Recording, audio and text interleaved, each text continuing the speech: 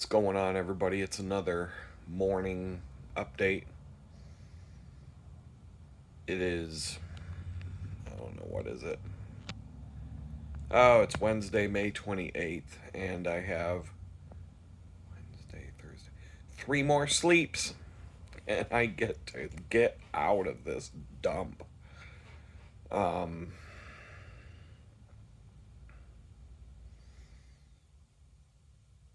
I'm like full of anxiety. It's, oh man, I need to get full of anxiety about, it's similar, it's very similar to when they told me I could pack my bags and move to Texas, when the probation department gave me permission and I didn't have to be homeless in Jamestown anymore. Um,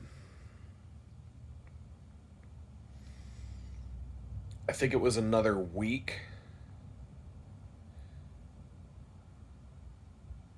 I don't remember the exact numbers, but I could look it up. But it really doesn't matter for the remainder of the time I was in Jamestown. Whether it could have been 2 more weeks from when they told me I could leave to when I left. I was full of anxiety. In fact, I think the anxiety was higher knowing that I was leaving than it was before leaving, or that before being told that I could leave. Um, so I don't think it's like abnormal to just be, worried about. I don't like it. I don't like it. So, um,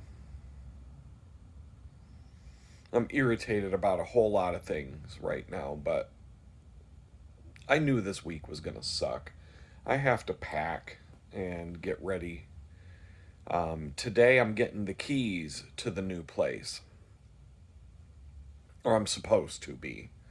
I'm going to get another opportunity. Hopefully, I hear it's kind of raining on and off. Hopefully, that dies down. It's supposed to not really rain on Saturday when I move. That'll be nice. It's looking like I'm going to be moving on my own without any help, it sucks. There's one piece of heavy furniture that is hard to move on my own. But, when I look around, it's like a little bit worse than a campsite. It's worse than a campsite, but it's kind of like I look at all the stuff that folds and gets compact. And I see all the bags and boxes, and I remember what it was like moving in here, and in every way it was worse moving in than I think it will be it was worse. It looks worse than it is. That's the way to put it. There's just a lot of things.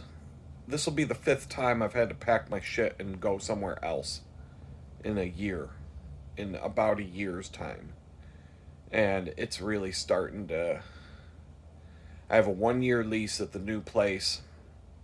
I was looking at some pictures yesterday. I showed a few pictures to people, and everybody's like, yeah, it's nice. Like, is it perfect? No. It's a million times better than this. There were some things that I thought were gonna be, I don't know, an issue at the new place that turned out not to be true. Um, so far, everything with that's going smooth, and like I said, I'm supposed to go pick up the keys today, so that I just have them in my hand. At which point,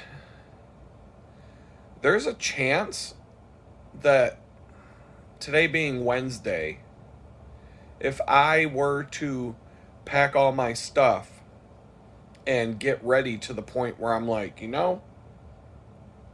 like say tomorrow being Thursday, in the middle of the day, I'm looking around, I could be like, I'm packed and ready to go.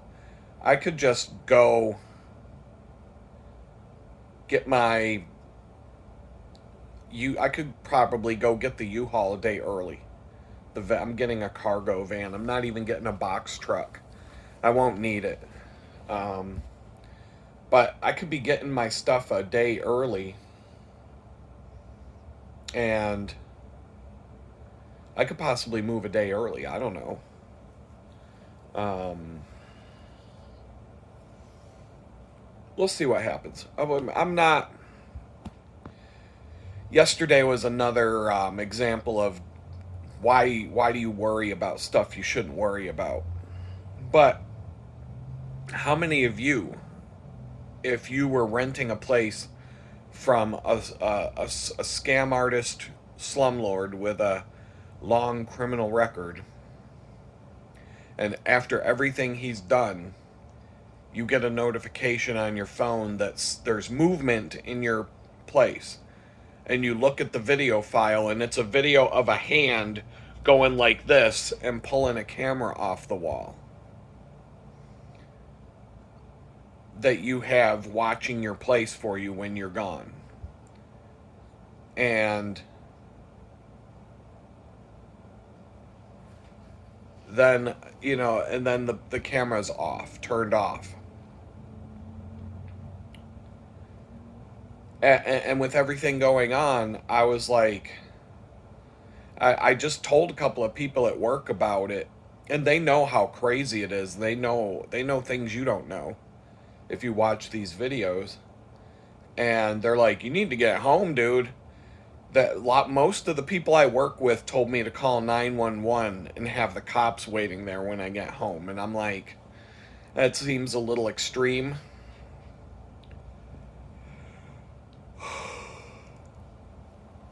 I could have probably asked somebody there to drive me home.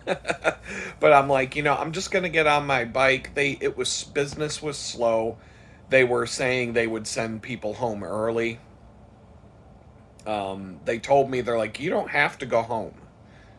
We'll just have you clean stuff, and there's plenty of cleaning that needs to be done. There's stuff like, if you want to stay for the rest of your shift, go ahead.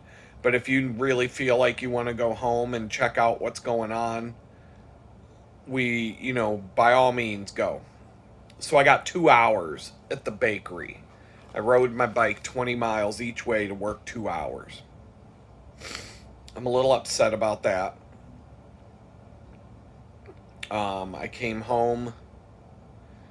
As soon as I walked in the door, I didn't even take my sweaty t-shirt off, and I grabbed the second camera. And it has an SD card in it that saves the video files to an SD card, and it has a USB port. Excuse me. I can plug it directly into a computer. So I don't even have to take the SD card out of the camera. In fact, it's easier to plug it into a computer and just get the files that way. And the file shows the landlord coming in, taking the camera down, walking over to the sink, running his hand under the water of the sink, and then turning around and walking out of the apartment. Why he had to pull the camera off the wall, but this guy just feels like he can let himself into your apartment whenever the fuck he wants. So many times, I have so many video clips of him just letting himself in. Whenever he feels like coming in, for whatever reason, he just comes in whenever he wants. He's never, and I don't say a word about it. I just have this collection going. Because if he wants to drag me into a courtroom, he's going to get bitch slapped so fucking hard that if he tries to pursue me or tries to do anything to me when I leave, and he brings me into a courtroom, he probably knows all the judges already. They all know him. I can't believe that the judges around here don't know this guy after what I've seen on his criminal record. That's open to the public. Anybody can log into this website and find it. I did need his birth date. And the funny thing is, somebody posted this guy's driver's license on Yelp. They posted his fucking driver's license on Yelp because he ran all these scam companies. And somebody in the 1-star review on Yelp or whatever thing it was, they posted his driver's license. They posted a photo of his driver's license. So I had his date of birth, and that's why I was able to look up his criminal record. Easily. So I saved all those files. It's like just documenting what this guy has done is too much work for what it's worth. So it's like I have all the stuff saved. I have everything I need, but I just want to leave this place. And I want to leave this toxic energy in the past. That's my decision. You know, I've been talking about it with a number of people, and I said, look, if I could probably sue the guy and get money out of it. But then the toxic energy of this asshole is going to follow me where I'm going.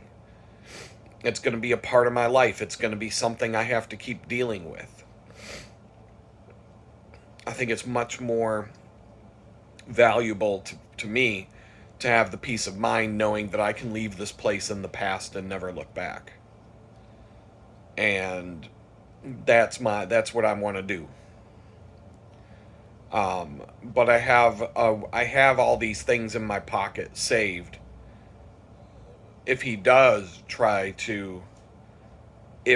pursues me when I leave here and wants to still be a part of my life, trying to shake me down or chase after me or whatever the hell he's gonna do, he's gonna end up leaving the courtroom owing me money. That's for sure.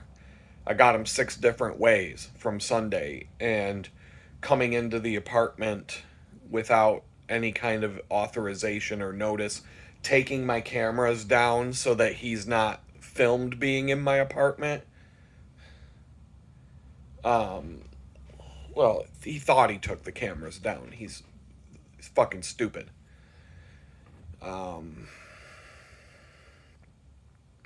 Anyway, I just can't wait until I'm doing videos where I'm not talking about this fucking guy and his nonsense. It's tired.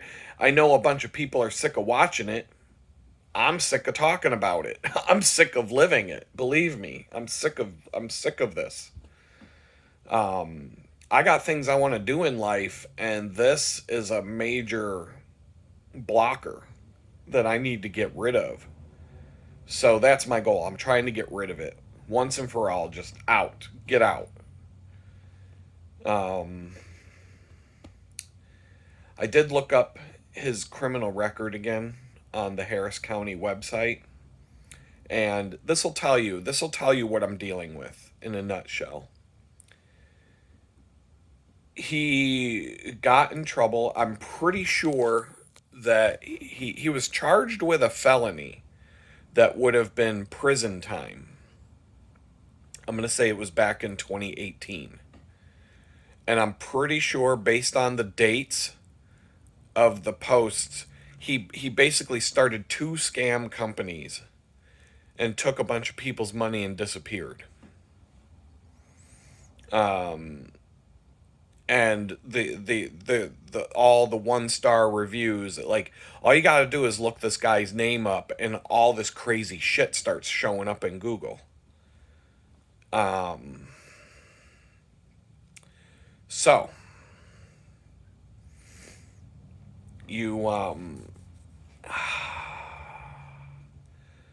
So you look at that, and the dates kind of coincide with this felony charge. Now, this is a felony charge among tons of other stuff. But this case had a notation saying that the case is still open. So this was 2018. So in a nutshell, what happened is he got charged with fraud, theft. He stole all these people's money for these fake businesses and never performed the service. And he was charged with a felony, and he turned around and what did he do? So he was put on what's called a deferred adjudication, which means you're basically going to go on probation, and you're going to be on probation for a certain amount of time, whatever it is. And if you complete your probation, the case is over. Dismissed, I don't know if it shows up as a conviction. I don't know what happens in that case. But basically, you're going on probation instead of going to prison. But if you screw up, you're coming back in front of the judge, and the judge could put you in prison. Like, let's say you got 5 years of probation. After 4 years and 11 months, you screw up. You get brought back in front of the judge. The judge can just throw away all that probation time and put you in prison for the time that you would have received being guilty of the felony you committed. So I was looking through the documents on this case. I believe he was supposed to be done with probation in 2021. Yeah. And he did something, had to go back in front of the judge. The judge extended his probation to 2024. May of 2024, something like that. Looks like he fucked up again, did something again, and now his probation has been extended to 2027. So that's 3 times in front of the judge where the judge was like, all right, I'm just going to give you probation. I'm going to extend your probation. I'm going to extend your probation again, 2027. And I'm going to assume if he fucks up again, the judge is going to be like, I just gave you 3 chances, off to prison you go. And he's going to go to prison for the theft.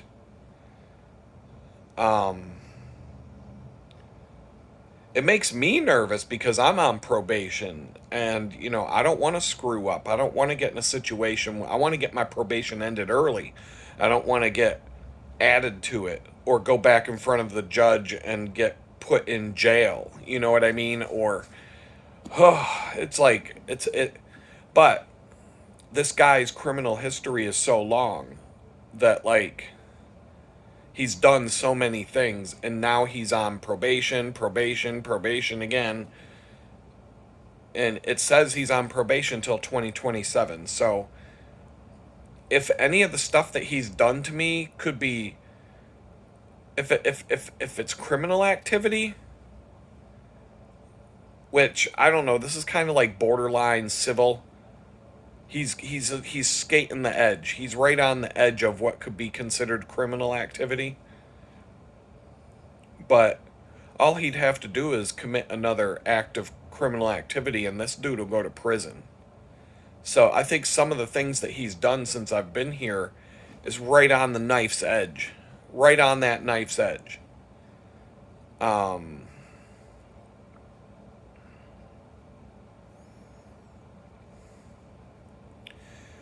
So crazy. I'm going to have to move out. He had a crew that would come here and mow the lawn, but they haven't been here for a while. I think you may have heard the noise in a video recently of when somebody came and mowed the lawn. Well, right now, parts of this lawn are up above my knees, literally higher than my knees. Grass grows fast in a tropical climate but it's been more than 2 weeks since the yard's been mowed here, And when I'm walking my bicycle out to go to work, there are parts of this yard that are above my knees. Above my knees. And so that's something I might have to deal with on Saturday when I move out. I might be literally, I might need a freaking machete that I'm probably not even allowed to have. But I might need to find some sort, I might have to get a weed whacker and weed whack a pathway to get from here to the freaking moving van. Oh my goodness, dude. It never ends. I'm so over this.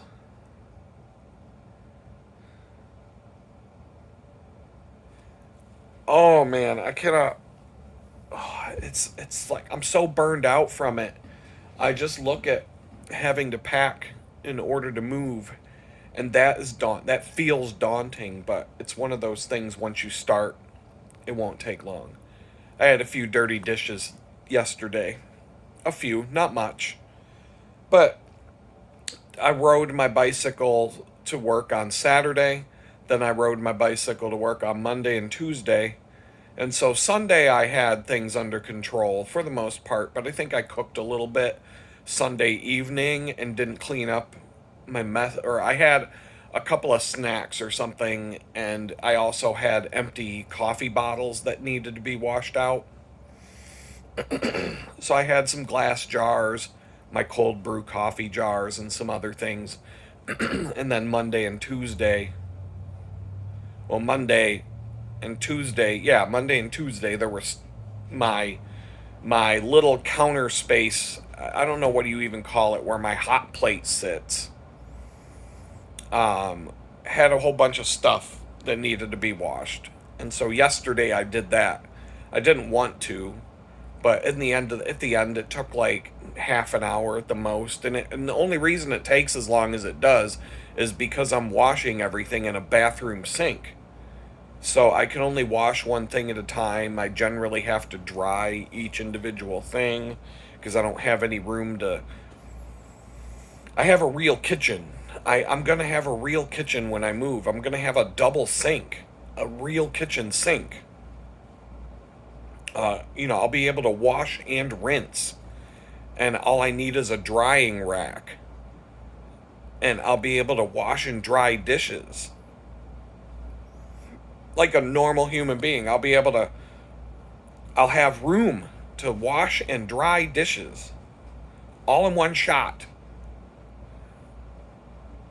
So washing dishes now, what would normally take half an hour here to wash dishes will take 5 to 10 minutes there.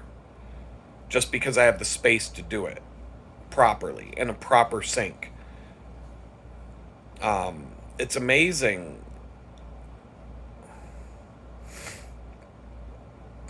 I think living in a shitty tiny house like this has, in my mind, if I were to build my own tiny house, like I was intending to do when I was thinking about buying a piece. I've talked recently about buying a piece of land in Tennessee, and I was about to do that. And I was going to get an Amish pre-built cabin placed on the property to kick things off. And it probably would have been the exact same cabin that I'm sitting in right now. I'm looking around, I'm like, yeah, it probably would have been the exact same thing that I'm sitting in right now. Maybe bigger, but I don't know. I'm sure this pre-built cabin here, there's no way he built this thing. This thing was brought here. I would have a hard time believing that this thing was built on site here. But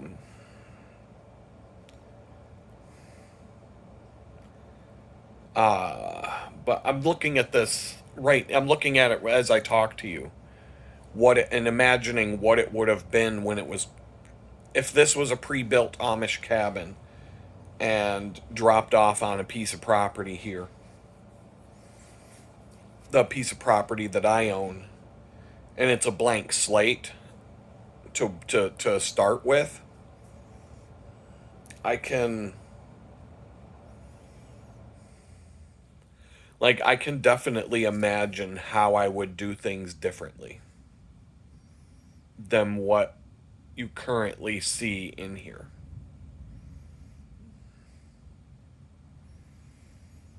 Um, everything from the everything from yeah, I'm just looking around and I'm like, yeah, I could see how I would have done it differently. Um, like it's almost like a whole example of what not to do when you get a pre-built cabin, how not to lay it out. But I would have the first thing I would have done is look at what have other people done. What do other people do? That's your number one. That's what designers do. We don't just make something up out of our head. When you're planning out what you're going to do with a blank sheet of paper or a blank space like this, you want to look up, like, okay, what did other people do? Some people say they would have used that loft up there as a place to sleep. No, it's not tall enough. If you look at that, the middle of that loft is two standard storage totes high. The only thing I can say about that loft that you don't see is it's deep. It goes way back. There's so much room behind that stuff up there that's not being used for anything.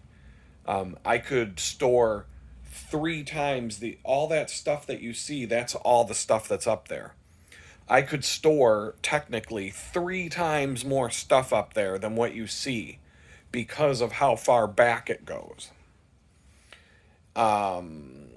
It's probably three standard storage tubs deep from front to back. I don't have a ladder that goes that tall. I don't need to use the space. Secondly, that would just be too much stuff anyway. But with the proper ladder and the ability to get up there easily, that could be turned into a decent amount of storage space for, whatever you need to put up there. But you have to also keep in mind that if you're going to store things in a place like that, and you've got stuff all the way in the back, think about all the maneuvering and stuff that you would have to go through to get the stuff in the back if you need something from the back of it.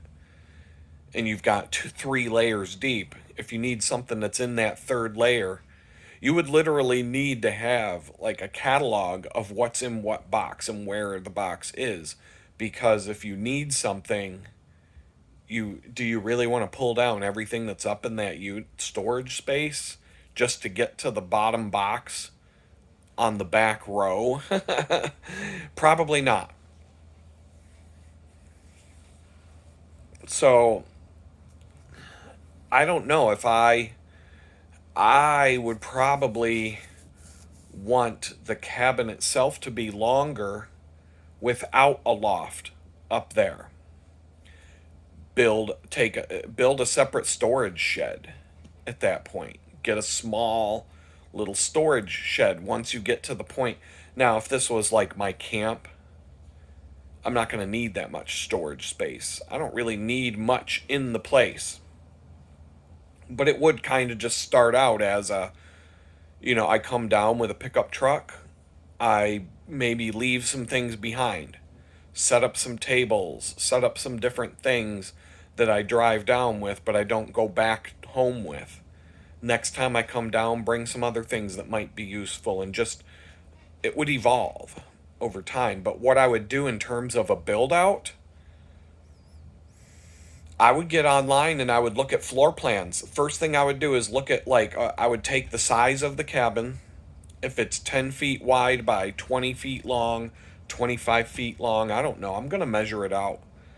I am going to know by the end of today what the dimensions are of this. I know it's about 10 feet wide. Pretty sure it's exactly 10 feet wide. I'm not. It seems to be about the case. I think it's 10 feet wide by however long it is. I would look at floor plans. Floor plans. What do other people do with a 10 by 20 foot cabin? How do they make it work?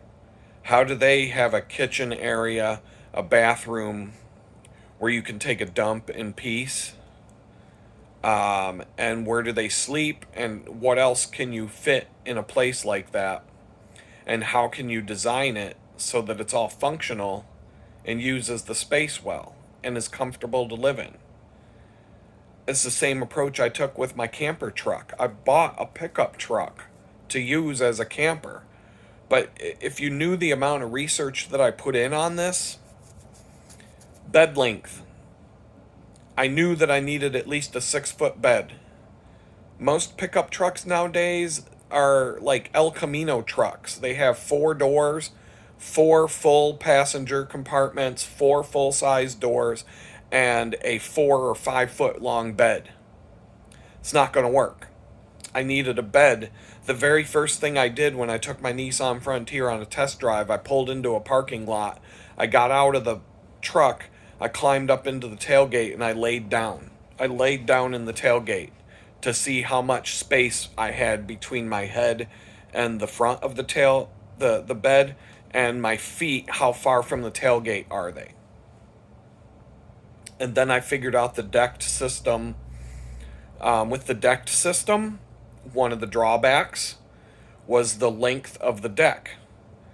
And it's a double-edged sword because the length of the deck is not the full length of the bed, which is kind of nice and bad at the same time, because having that space between the front of the deck system and the tailgate, it comes in handy. It's a place to put your muddy boots. It's a place. It actually worked out good. But when I was sleeping at night, my feet would hang off of the end of the bed. The mattress, I cut a custom foam mattress to be the same exact length as the decking, and even with my head all the way up against the front window of the tailgate or the bed, my feet were hanging off the edge of the mattress. So if you're like 6 foot tall, if I was taller, I would need a 7-foot bed. And try to find a pickup truck now with a 7-foot bed. Good luck. It was hard enough to find one with a 6-foot bed. With like a crew, it was called the King Cab, where it has a small compartment behind the front seats with the jump seats that you fold down, so like little kids, my son could sit back there. Now, one thing that multiple people told me, was don't get a pickup truck that doesn't have the jump seats behind the front seat. Everybody hates it. All these different people who have a pickup truck with a bench seat and no rear seats, or that don't have that extra space behind the seats, everybody I know who has a pickup truck like that said they hate it. That jump seat crew compartment is crucial, and it turned out to be true.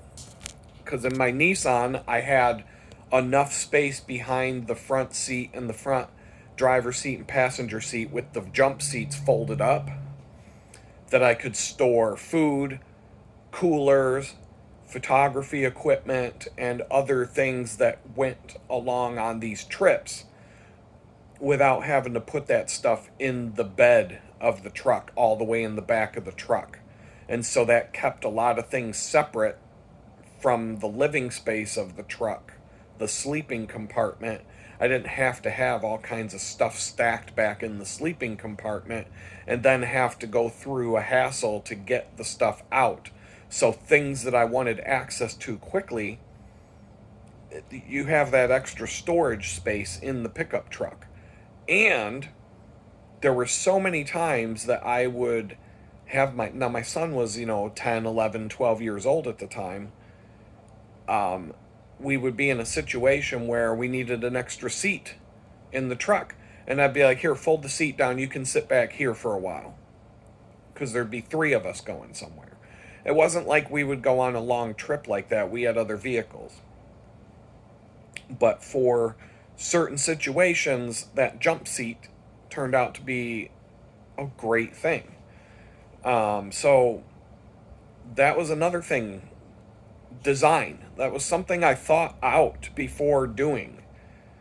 That in terms of how to design the sleeping space, whether I did a whole lot of research. I researched this because I was thinking about all kinds of things. I was like, I could get a small Ford Transit minivan to do this with. I could get a van and turn a van into a camper. Someone was selling a four-wheel drive van. People do this with box trucks. You could find campers, school buses. There were so many different options. And I went with a four-wheel drive pickup truck because I wanted it to feel like a regular vehicle. I didn't want a vehicle. I wanted four-wheel drive. I wanted to be able to go pretty much anywhere my Jeep could go. The truck was a little bit bigger, but it was a compact. I wanted a compact pickup, not a full-size pickup. I wanted to be able to get back into places. Basically, anywhere my Jeep Wrangler, two-door Jeep Wrangler could go, I wanted this truck to be able to go. Within reason. But I know some of the places I would take my Jeep are a little bit tight. And this pickup truck was pretty good. There were places I just wouldn't take the pickup truck versus the Jeep due to maneuverability and the length of the vehicle. But the height and the width were pretty close. And so it was comfortable to drive that into places that, I wouldn't want to take a giant vehicle, especially and with four-wheel drive and ground clearance. I didn't want to get a minivan. I didn't want anything that would a minivan's going to limit you. You're not going to be able to go back in the woods on a trail to camp with something like that. So there were so many different options. And then when I narrowed it down to, yes, I'm going to do the pickup truck with a camper shell, there's multiple ways to set those up as a camper with pros and cons for each. And for my intended purpose, the configuration I went with was a big sleeping space with two drawers underneath. Why? Because the primary reason I'm using the truck is to sleep in. The other camper truck styles where you might have one side of the camper truck shell being a couch, a big long couch that essentially folds out into a bed, and then on the opposite side of the back of the truck being like a utility row where I've seen people put sinks, microwaves, cooking areas. They might have a solar panel mounted to the roof of the truck that powers different cooking things and electronic things. And they have all kinds of stuff and maybe even a TV mounted there. And they have basically a whole row. It's almost like an RV at that point, like a micro RV. And I'm like, that's the kind of truck, that's the kind of setup if you're going to go camping with it. And you're literally going to drive somewhere and set up a camp and actually want to live in it.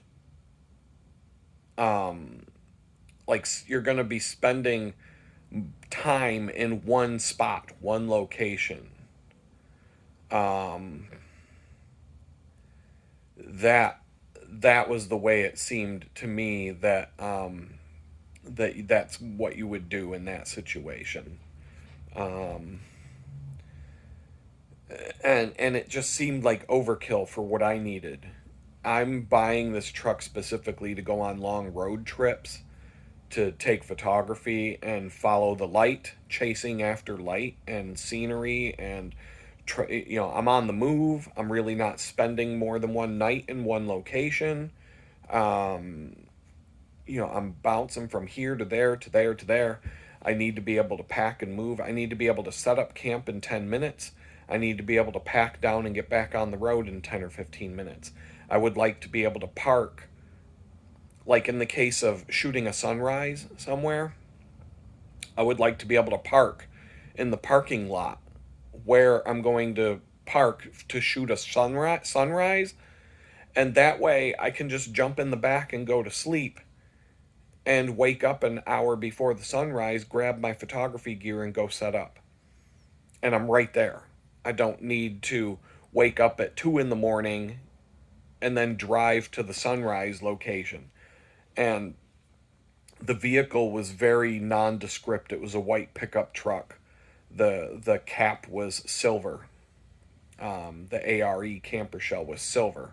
It had a black front bumper on it. It almost looked like a cop.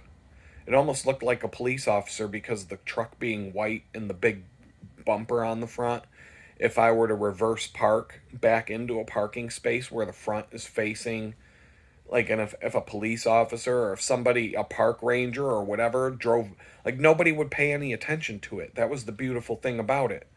I could camp in a parking lot in terms of, like, sleeping, just, I'm not setting up a campfire and all that, but I could just sleep in the back of a truck in a parking lot if I wanted to, wake up an hour or whatever before the sunrise, go shoot my sunrise photos, get back in the truck and bounce. And probably never have anybody come and bother me. People boondock and they park and they camp in Walmart parking lots. That is absolutely not something I would do. But in a pinch, yeah, I guess I need to sleep. If I needed to sleep that bad and I'm falling asleep at the wheel, or I feel like I can't go any farther, where's the closest Walmart? Pull in the parking lot, take a nap. Wake up. Do I need to resupply? Do I need to get some stuff before I get back on the road? Whatever the case may be. All right, let's refresh. There's usually places to get breakfast. Let's, wake up, get back on the road. Boom, it's a new day. So that was the purpose of my vehicle when I did that, was kind of like a versatile travel vehicle, but a straight up like traveling vehicle where you're going to be moving for 10 days. Boom, boom, boom, boom, boom, boom. You're not spending too much time in one spot. But I could fit enough equipment that in Florida, me and my son, we had 2 tents with us. We had 2 small dome tents with us. And when we were in Florida, we slept in tents. At one campsite, we both slept in a tent. In another campsite, he slept in a tent and I slept in the back of the truck, or he would sleep in the back of the pickup truck and I would sleep in a tent. There was another campsite where he slept in the back of the pickup truck and I slept in a hammock. We did that a couple of times. So it was very versatile. There were so many different ways you could do it and so many different ways you could use it. But it really was, the design choices that I made were revolved around what I'm using it for. It's literally a place to sleep and a place to store my gear. I didn't want to turn it into a fancy camper with all kinds of wiring and plumbing and different things that are going to that could just be, it's another thing to break and more maintenance to do. I'm going to have to leave the truck outside in the middle of winter in a place that can be 20 below zero where I lived. Do I want pipes filled with water and, like a system that has to be flushed and completely drained of water for the winter? Like, I would have to winterize it. In this case, the only thing I had to do to winterize my setup was any water bottles that I had, bring them inside so they don't freeze. So I would go through the same process if I bought a pre-built cabin. And living in this tiny house for the last 4 months has taught me some things in terms of how cramped it really is which it's really not. I don't feel cramped in here. I feel like I've got plenty of space. I mean, I can't walk around and whatnot, but the biggest thing about this cabin is the crapper being right in the middle of the back wall, right out in the open. I'm just sitting there taking a dump, and I'm looking all around at my place. I want the pooper separate. I don't want it to be visible. Like, that's bad feng shui. That's that's not good design. I would have that in like the back corner with some sort of wall around it. I don't know how it would be built and how it would all work. And I don't know how it would work in this small of a cabin. I did look at another tiny house, and it had a whole different way of doing the layout, but the place was bigger. It had to be. I didn't measure it, but the place had to be bigger than this, because I'm sitting inside this, and I'm like, the you wouldn't be able to build this space the way that space was and still have any room for anything. So that tiny house was bigger than this. I don't know by how much, but in this particular design, this size of a tiny house, it would probably prompt me being in this space. If I were to buy a pre-built cabin where I have to finish it, but it comes as a shell, a functional shell, that I'm not going to get wet when it rains, and it's going to have a roof. It's not insulated, but it's got the roof, the windows, the door. It's got the basics. It's a box with a roof, and it's stable, and it's a good starting point. I'd probably get something bigger. I'd probably shell out the money for something bigger, just for the purpose of having a bathroom. And in the design, I'm looking around, I'm like, I would want the place where I make the food to be completely as far away from where I take a dump as humanly possible.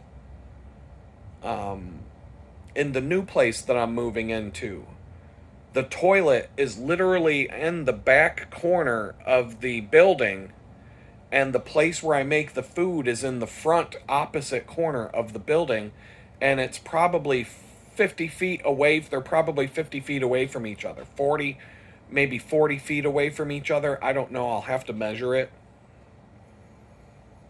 But that makes a big difference in your mental state when you're not looking at a toilet just by, oh, there it is. There's my toilet. So that's a big one. That's a big one for me. If this is going to be a cabin that I actually want to spend some time in, and maybe there's a girl in my life, I'm not gonna have a cabin where you just go drop a deuce. Yeah, just hold on, honey. I'm gonna go drop off the kids at the pool here for a minute. Okay, I'm done. Like, no. It needs to have a fucking door. At the bare minimum, it needs... To be honest, I would rather have an outhouse. I want my privacy. I don't want someone around. No, who wants that? Nobody wants to go take a dump where everybody can hear what's going on. And that's like your private time. That's like your personal reflection time. You don't want to be bothered by anybody else. You don't want someone listening to what's going on behind that door. So there's a chance that I would have, in an off-grid cabin kind of a situation, maybe I would have a toilet in the place, but I'd also have like an outhouse away from the place, like a composting toilet or whatever the case may be. If it has plumbing, it has plumbing. But, like, I would make a separate toilet. I have a former friend of mine had a camp that with some land that he bought with a couple other people, and they set up campers on the property. He found a free I think it was a single wide trailer home, mobile home, had it moved to the property, and then he gutted it, and he was in the process of remodeling it, and it was coming out pretty nice. But they built an outhouse. Now they had a septic system put in, they had different things done to the property, but they built an outhouse, like a community outhouse, and it was a steel framed building, small, and it was literally a concrete pad with a toilet and probably some other. I think there was shelving inside that you could like store chemicals and cleaning chemicals and possibly even some like gasoline and red gas canisters, things like that, like a utility shed. But it was an outhouse with a toilet, and it was comfortable and it was clean, and it wasn't like scary or whatever. But that's the kind of thing that like would be perfect, because if you got a tiny little cabin and maybe you got to take a pee, all right, go over and use the toilet. But if it's the day after Taco Tuesday, if it's, if it's Wednesday and Taco Tuesday was last night, it would be really nice on your off-grid property to say, you know what, I think I'm going to take a walk. See you in a bit. And go over to the outhouse where there's another toilet in its own building. And you can just demolish that thing. You can tear that thing to shreds. Make whatever noises that's going to be made. And the thing about toilet bowl is it's like an amplifier. It's like a natural amphitheater. So whatever noises come out, it's not just, it's like it amplifies to where the whole neighborhood can hear, because the bowl, that's why amphitheaters are shaped like a bowl, because it amplifies the sound from the band on the stage. And so it's kind of the same concept. You're the band, the stage is above the bowl, but the bowl amplifies the noise to the point where I don't want to be going to the bathroom in my cabin with somebody else in my cabin, even if the bathroom has a door that can be closed, because I might be doing too much damage in there, and I want to be by myself. So this experience of living in this tiny house, small apartment that I was living in before, and probably a little bit of the situation that I'm moving into, the house that I'm moving into, which I wouldn't call it a tiny house. It's basically the size of a single wide trailer, in my opinion, but it's long. It's at least 40 feet long from front to back, split into different rooms. And just having that extra space or just like I would be okay with going to the bathroom there if somebody else was maybe in the front room. There's 2 doors between that front room and the bathroom. I'd be okay with that. That's like having a bathroom in your apartment at that point. But like if I had a cabin in the woods, I think I would get one a little bit bigger than what I'm in right now, for the sake of being able to have a bathroom that's separate from where I make the food, and like even 15 by 30 or something like that. 15 feet wide, 30 feet long. Perfect. You can wall off. You can make a bathroom out of that.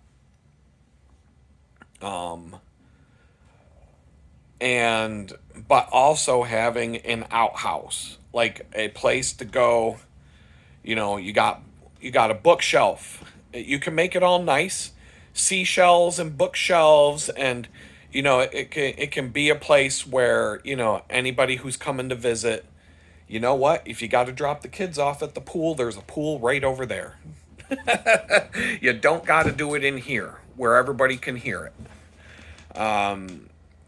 So it's kind of giving me ideas. Like this whole situation that I'm living in right now is giving me ideas on how I would design this for myself down the road when there's money and options to do so.